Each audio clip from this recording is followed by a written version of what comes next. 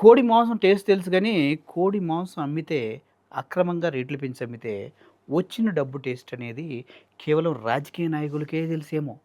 గతంలో ఆళ్ళగడ్డ కాన్స్టిట్యున్సీ గురించి మనం మాట్లాడుకుంటే పాపం ఆవిడ ఎవరు ఆళ్ళగడ్డ కాన్స్టిట్యున్సీలో ఉన్న అఖిలప్రియ గారు కోళ్ళ షాపుల పైన కేజీకి రూ. 20, రూ. 10 కేజీకి ఇవ్వాలంటూ కొత్త రూల్స్ ఏవో పెట్టారని, కోళ్ళ డానుగా ఆవిడని పిలుస్తూ నెలకి దగ్గర దగ్గర 2,00,00,000 వరకు సంపాదిస్తున్నారని విస్తృతమైన ప్రచారం జరిగింది. ఆ తర్వాత వెలుగులోకి ఈ కోళ్ళకు సంబంధించినటువంటి రీసెర్చ్ సెంటర్స్ బయలుదేరినాయి. ఎవరు? పొలిటీషియన్సే. ఆళ్ళగడ్డలో అఖిలప్రియ స్ నెలకి దగ్గర దగ్గర రూ. 1,00,00,000 తీస్తుందంట. మనం ఎందుకు తీయకూడదు అని ఆలోచిస్తున్నట్టుగా ఉన్నారు రాజకీయ నాయకులంతా. ఒకళ్ళేమో కోళ్ళ వ్యాపారం మీద తీస్తుంటే, ఇంకొకళ్ళేమో భూదందాల పైన, ఇంకొకరేమో ఉద్యోగాలు అమ్ముకోవడం పైన, ఇలా మహిళలు మొత్తం ఒక తాటి మీదకొచ్చి టీడీపీ మహిళలు వాళ్ళ సత్తాను చాటుకుంటూ ఉన్నారనమాట.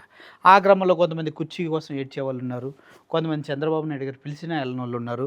కొంతమంది చంద్రబాబు నాయుడు గారు పిలిస్తే ఓకే అని తల ఊపి అలా ముందుకెళ్ళే వాళ్ళున్నారు. ఇది అటువైపు. కానీ పల్నాడుకొచ్చేసరికి సీన్ రివర్స్. పల్నాడులో సిండికేట్ ఏర్పడుతది. మీరెక్కడైనా చూసుకోండి, దేశవ్యాప్తంగా ఎవరన్నా మద్యం పాట పాడితే పల్నాడు నంబర్ 1 ఉంటది. పల్నాడులో సిండికేట్ ఏ రేంజ్‌లో ఉంటదో మమ్మల్ని అడగండి చెప్తాం. లైమ్ స్టోన్ అక్రమంగా తరలిస్తే ప్రతి ట్రక్కు పైన రూ. 50 కట్టాల.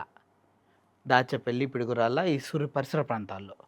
ఎవరైనా కొత్తగా ఏమైనా పెట్టుకోవాలంటే ఇంత ఇనాం కట్టాలా. ఇటువంటి రూల్స్ అన్నీ జరుగుతూ ఉన్నాయంటూ వార్తలొస్తున్నాయి.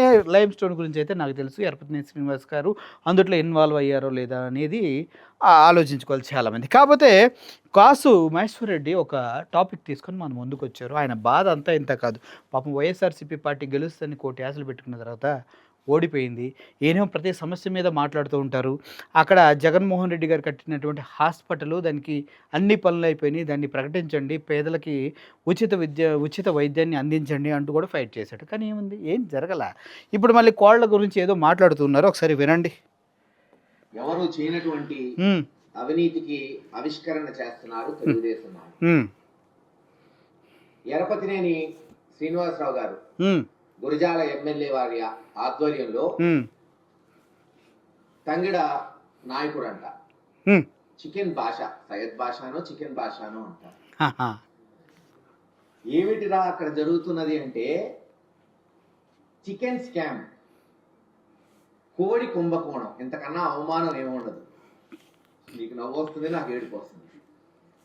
ఏడవకండి సార్, చూడలేము. స్కామ్, కోడి కుంభకోణం.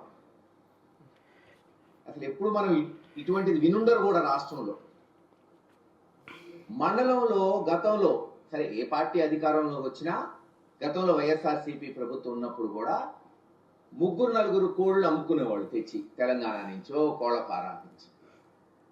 కానీ గత 9 నెలల నుంచి ఉన్న వాళ్ళందరినీ బెదిరించి ఓ చిన్నగాలపాడు వ్యక్తున్నాడు వెంకటరెడ్డి అని పక్క మండలం కారంపూడి అతను, నడికుడిలో మరొక చౌదరి గారు, నడికుడిలో కూడా సార్ అనేక మందిని బెదిరించి అందరి చేత ముయిపిచ్చేసి హోల్సేల్ మార్కెట్.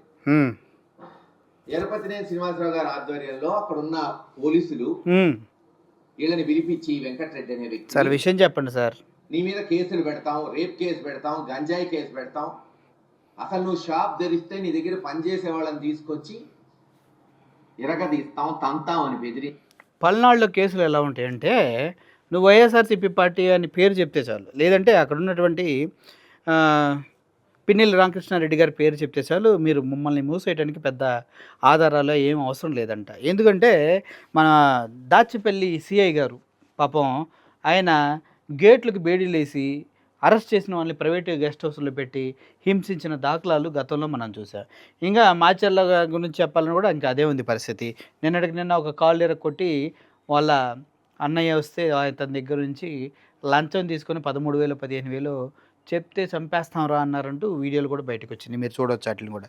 అయితే మళ్ళీ ఇప్పుడు దాచిపల్లికి ఎందుకు వెళ్తున్నామంటే, ఈ దాచిపల్లిలో దారుణాలు వైఎస్ఆర్సీపీ అయితే మాత్రం మామూలుగా ఉండదు. పాపం ఈయన పిడురాల్లో ఉంటారు కాబట్టి నీకు తెలీదు. చివరికి ఏం జరుగుతుంది, పక్క మండలాల్లో అంతా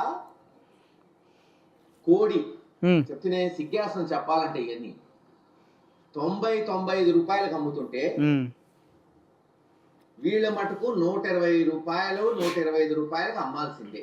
మీకేంటి సార్ ప్రాబ్లం?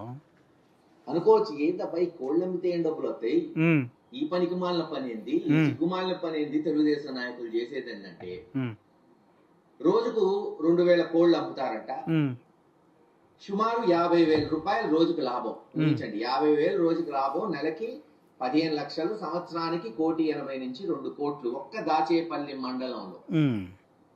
ఇది ట్రయల్ రన్ చేశారు.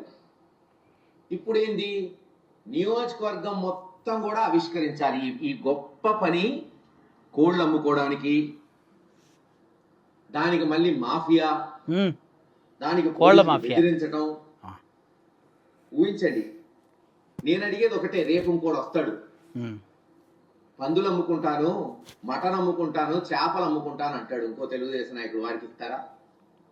లేదు, మరొకడు వస్తాడు, హెట్ కూరగాయలు మొత్తం నేనే అమ్మాలి, ఇంకోటి అమ్మకూడదు, ఎవడు కూడా ఆ లాభాలన్నీ చేసుకోవాలి అంటాడు. అతనికి ఇస్తారా? లేదా గుళ్ళో కొంతమంది అడుక్కుంటున్నారు పాపం, ఏమీ చేయలేక దుస్థితిలో. ఓ 20 మంది ఉంటారు, తలా 200 300 సంపాదించుకుంటారు, 400 రావచ్చేమో ఆదివారాల్లో. ఇంకోటి వచ్చి వాళ్ళందరినీ తీసేయి ఆయనకే అవకాశం ఇవ్వమంటాడు. ఇస్తాడా ఎరపతినేని శ్రీనివాసరావు గారు?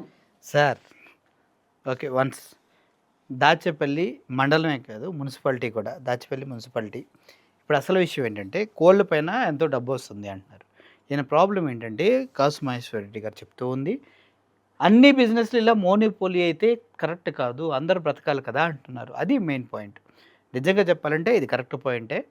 దాచేపల్లిలో అలా చెప్పుకుంటూ పోతే లైమ్ స్టోన్ దగ్గర నుంచి స్టార్ట్ చేస్తే ప్రతి ఒక్క దాంట్లో వన్ సైడెడ్ మోనోపోలీ నడుస్తూ ఉంటుంది. దాన్ని మీరు ఇప్పుడు కంట్రోల్ చేయాలనుకోవడం కూడా కష్టం. ఇప్పుడు కోళ్ల విషయంలో వచ్చింది కాబట్టి మళ్ళీ ముష్టోళ్ళ దగ్గరికి వెళ్ళారు. ఎందుకంటే భూమాగిలి ప్రియ ముష్టోళ్ళ దగ్గర కూడా పర్సంటేజ్ తీసుకుంటుందని వాళ్ళ సొంత కుటుంబ సభ్యులే అన్నట్టుగా ఈయన కూడా అదే టాపిక్ని టచ్ చేస్తూ ఉన్నారు. ఇవన్నీ ప్రతిపక్షంలో ఉన్నప్పుడు బాగానే ఉంటాయి, మీరు వచ్చినప్పుడు ఇటువంటి చేయకుండా ఉంటారనేది కూడా చెప్పాలి. ముఖ్యంగా ఎరపతినేని శ్రీనివాసరావు గారు, మీకు తెలిసి ఇది కనుక జరిగితే మాత్రం ఒకసారి ఆలోచించండి. ఎందుకంటే కోళ్ళ డాన్ ఆల్రెడీ ఒకళ్ళు ఉన్నారు, మీరు కూడా అవ్వకండి. దీన్ని కురజాల కాన్స్టిట్యున్సీ మొత్తం డెవలప్ చేయాలి ఈ కాన్సెప్ట్, లేదంటే పల్నాడు మొత్తం డెవలప్ చేయాలని కనుక మీరు అనుకుంటే మాత్రం చాలా చాలా వ్యతిరేకత అయితే ఎదుర్కొంటారు. చికెన్ ప్రియలు సార్, కొద్దిగా తక్కువ రేటుకి ఇప్పించండి. మరీ ఇలా రేట్లు పెంచుకుంటూ పోతే ఎలా సార్? అర్థం చేసుకోండి, అంతే కదా సార్? మా సార్ కూడా ఓకే.